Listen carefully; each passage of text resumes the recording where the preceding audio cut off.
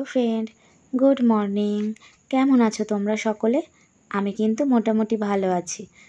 আমার এই ছোট্ট চ্যানেলে আরেকটি নতুন ভিডিওতে তোমাদের সকলকে স্বাগত আর অনেক অনেক ভালোবাসা রইল। আজ বুধবার, যেদিন আমি এই ভিডিওটি করছি, সকাল 7:30 বাজে। এত সুন্দর হাওয়া দিচ্ছিল, ঘুম থেকে উঠে সোজা বাইরে এসে দেখি চারিদিকে এত হালকা একটা হাওয়া দিচ্ছে, বেশ ভালো লাগছিল। খুব বেশি একটা রোদ নেই, হালকা মোটামুটি একটু রোদ ছিল, আর এত ভালো হাওয়া দিচ্ছিল কি বলবো। যাই হোক, এদিকে আমি ব্রাশটা সেরে চলে এসেছি বাসি বিছানাটা একটু তুলে নিতে।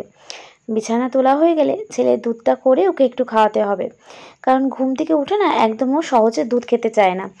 তাই ওকে কিছুক্ষণ পরে দুধটা দিই, না হলে না পুরো দুধটাও ফেলে দেবে, কিছুটাই খাবে না, আবার আমাকে পরে গরম করে ওকে খাওয়াতে হবে।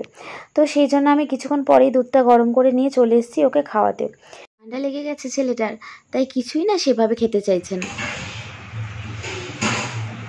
এই যে বোতলে রাখা চাই, একটুখানি দুধ গলিয়েছিলাম, তার বন্ধেতেই পড়ে রয়েছে। আসো বাবা, খাবে আসো। এ দেখো চিপস দেবো, কিন্তু চিপস নিয়ে এসছি কালকে। আসো তাড়াতাড়ি।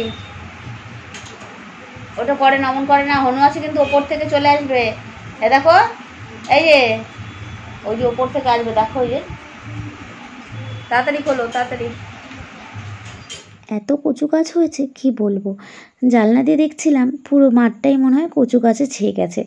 মানে আপনাদের সেইভাবে দেখাতে পারছি না, কিন্তু এই সাইডটা না পুরোটাই প্রায় কচু গাছে ভরে গেছে। আর হাওয়া দিচ্ছিল তো বেশ ভালো নড়ছিল, বেশ দেখতে কিন্তু ভালোই লাগছিল। ওদিকে কিন্তু ছেলেকে আমার ভয় দেখিয়ে দুধ খাইয়ে ঠাইয়ে মোটামুটি চলে এসেছে চা করে তো আমাদের খাওয়া হয়ে গেছে। আর এদিকে রান্না হবে বলে মা বলছিল একটু কচু নিয়ে আয়, মানে এটা কিন্তু মান কচু কেটে রাখা হয়েছিল। দেখুন এই রোদের তাপে বারান্দায় ছিল, শুকিয়ে কি অবস্থা হয়েছে, অনেকটা মোটা ছিল, শুকিয়ে পুরো 1 আঙুলের মতন হয়ে গেছে। তো সেটাই নিয়ে গিয়ে মাকে দেখিয়েছিলাম আর কি, যে দেখো কচু রেখেছিলে আর সেটার অবস্থা কি হয়েছে। তাহলে ভাবুন কি বলবো। আর এদিকে মোটামুটি চাটা খেয়ে একটু টুকটাক একটু কাজ ছিল, সেগুলো সেরে চলে এলাম একটু ঘরের কাজে। আজ কিন্তু মোটামুটি ঘরের অনেক কিছু কাজই করতে হবে, কারণ না ঘর বাড়ি ঠিক মতন পরিষ্কার না করলে ভালো লাগে না। যদিও বা একটা ঘরের মধ্যে অনেকটা জিনিস আছে, যার জন্য সেইভাবে গুছিয়ে রাখা সম্ভব হয় না।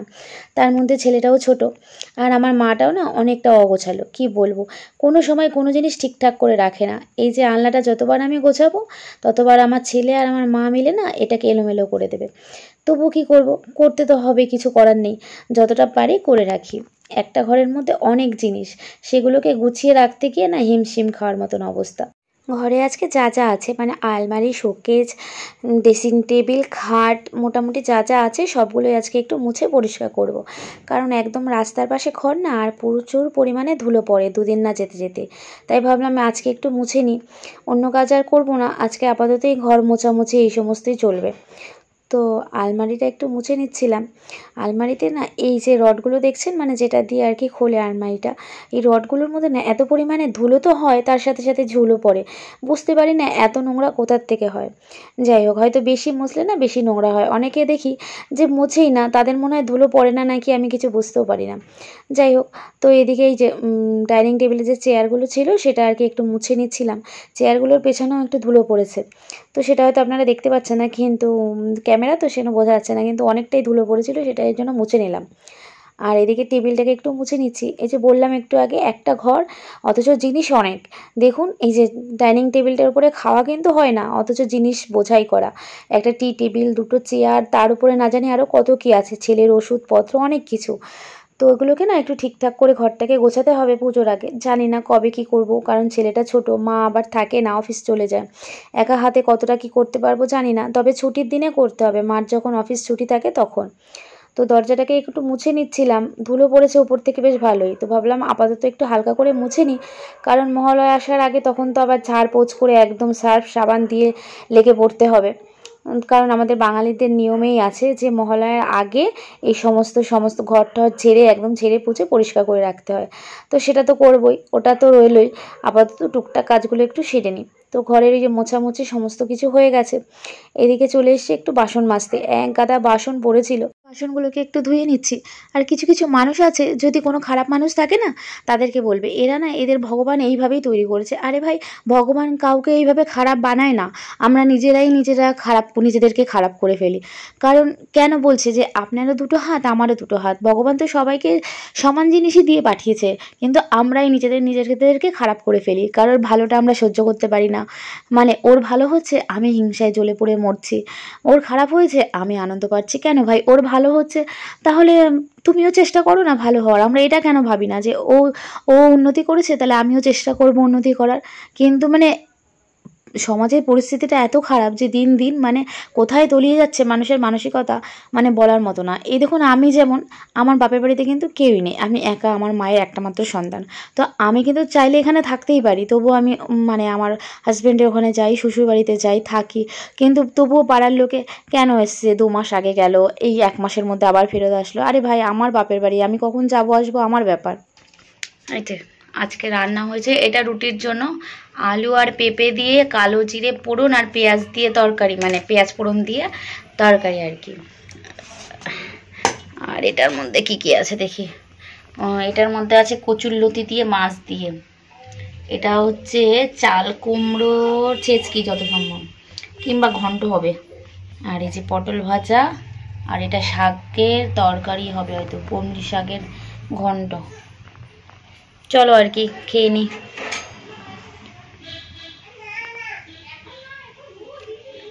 কাজ বাজ করে ছেলেকে খাইয়ে তারপরে খেতে হয়, আর খাওয়ার সময় এত বিরক্ত করে যার জন্য এত দেরি হয়ে যায়।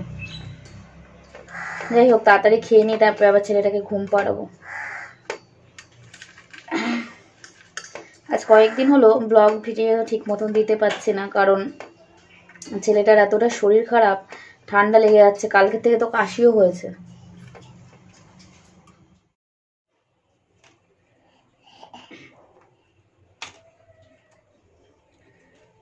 কি বলবো বলুন তো আপনাদের কাছে একটা কথা, মানে সত্যি বলতে ইচ্ছা করে। কারণ ধরুন যেখানে আমি থাকি আমার হাজব্যান্ডের কাছে, ওখানে তো ধরুন আমি একা, সারাদিন ছেলে নিয়ে না অনেকটা কষ্ট হয়ে যায়, তারপরে এই ব্লগ ভিডিও করতে আরও বেশি কষ্ট হয়ে যায়। তবুও চেষ্টা করছি, হাল ছাড়ছি না, দেখা যাক কি হয়।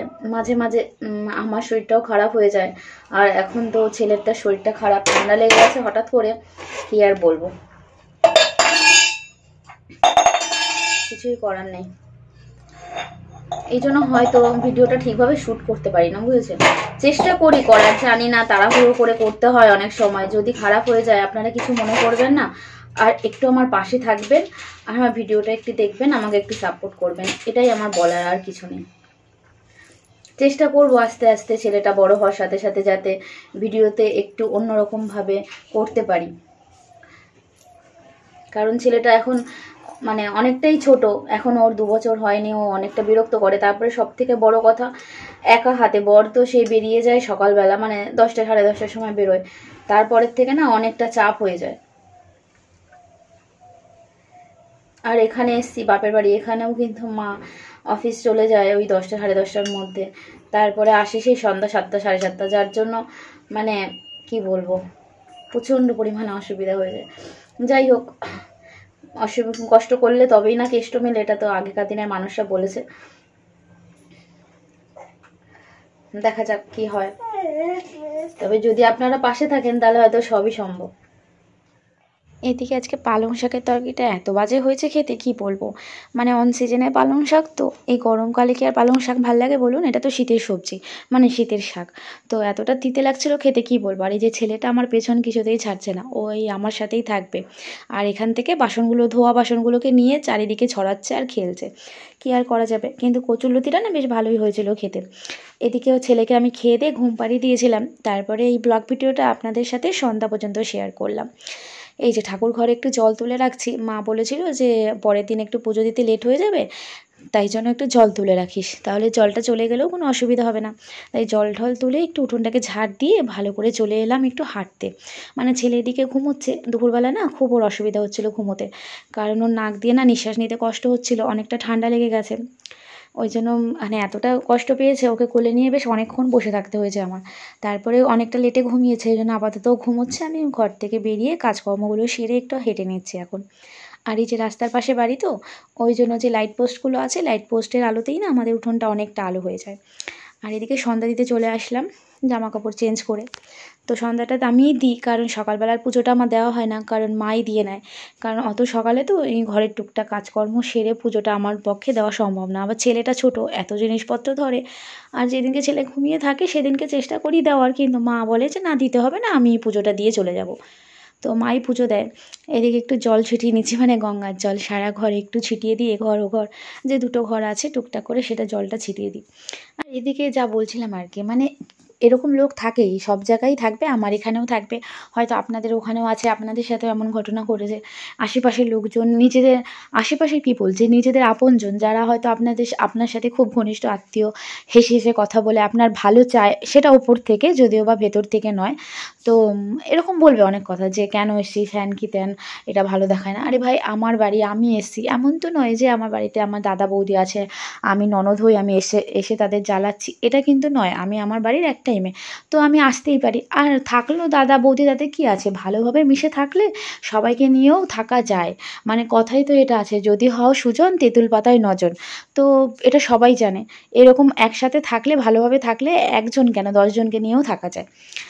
তারপর আরেকটা কথা আছে জানেন, যার বিয়ে তার হুঁশ নেই, পাড়াপড়শির ঘুম নেই, এরকম একটা ব্যাপার। মানে আমার কোনো কিছু অসুবিধা নেই, বা আমাদের কোনো কিছু অসুবিধা নেই, তাদের যত সমস্যা। তো এরকম লোক সব জায়গায় 2-1টা থাকে, এই সমস্ত কথায় কান দিলে চলবে না।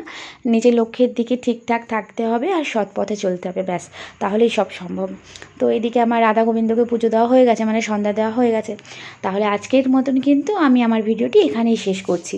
আর যদি আমার ভিডিওটি ভালো লেগে থাকে, তাহলে কিন্তু অবশ্যই আমার চ্যানেলটিকে সাবস্ক্রাইব করে দেবেন, আর লাইক কমেন্ট শেয়ার করে আমার পাশে থাকবেন। আপনারা সকলে ভালো থাকবেন আর সুস্থ থাকবেন। আর দেখুন আমার রাধা আর কৃষ্ণের মুখটা কত ভালো লাগছে, মনে হচ্ছে না যে না একদম হাসছে? আমার কিন্তু এমনই মনে হয়, যখনই আমি কৃষ্ণের মুখটা দেখি তখনই মনে হয় আমার কৃষ্ণ যেন হাসছে। আমার এরকম মনে হয়। আপনাদেরও কি দেখে এরকম মনে হচ্ছে? যদি মনে হয় অবশ্যই আমাকে কমেন্ট করে জানাবেন।